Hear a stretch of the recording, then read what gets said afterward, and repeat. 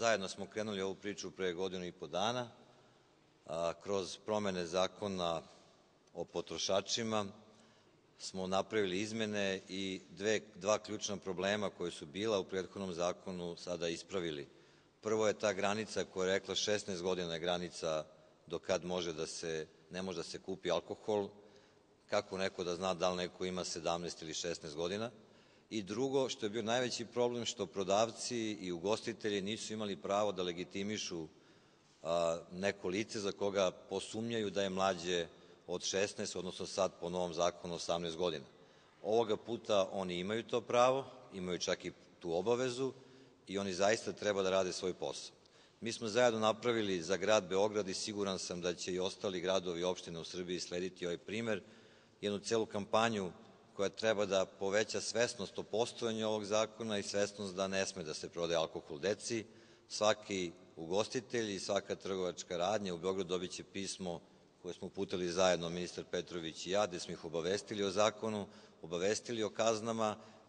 Nije ideja da se kazne naplaćuju, ali tržišna inspekcija i naša komunalna policija zajedno će na tome raditi da bi oni koji ne poštuju zakon bili kažnjeni. Naša ideja je da se to zaista ne dešava.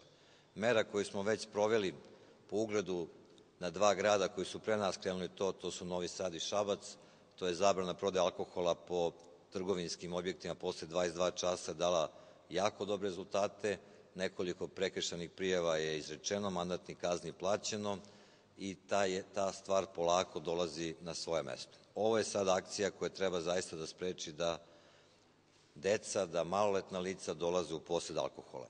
Siguran sam da ćemo zajedničkim radom Ministarstva i grada Beograda, a i ostalih lokalnih samouprava u Srbiji uspeti u onome što je, ja mislim, želja i cilj svakog roditelja u Srbiji, a to je da njegovo dete ne može da kupi alkohol i ne može da pije.